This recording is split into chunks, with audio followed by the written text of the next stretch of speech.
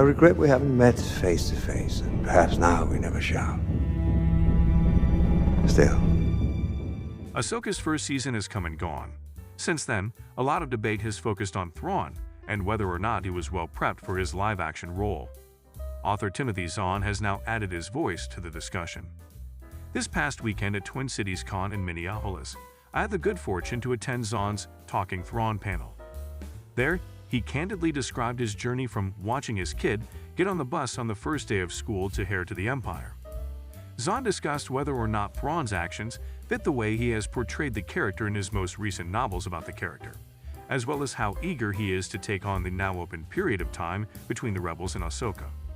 You can read a little discussion I had on Twitter/X in my thread.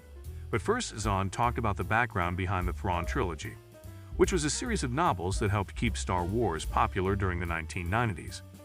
Zahn reiterated his remarks about how well Dave Filoni knows the character before giving a brief explanation of why he believes Thrawn wants to take his version of the Empire with him when he leaves Peridea. In conclusion, Zahn stated that his desire to aid the Chiss ascendancy is the source of all his motivations. Restoring the Empire is the only option, in his opinion, as the New Republic will not be able to support that objective. In order to align his interests with those of the Chiss ascendancy, Thrawn joined the Empire, according to Zahn's 2017 novel about the character. He was aware of the perils in the unknown regions, and the Empire's strength provided a means of maybe allaying his fears.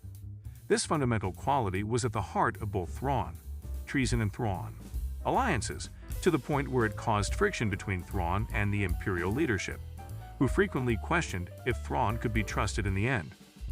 Zahn stopped there when he addressed the other possible, narrative flaws that Ahsoka is now presenting. But have no fear, if Lucasfilm were to contact, the author stated that he would be more than happy to investigate them. Zahn claims that the reason the Thrawn Ascendancy trilogy was created was because Filoni kept Ezra and Thrawn in his basement and did not let them to be played. That period has ended.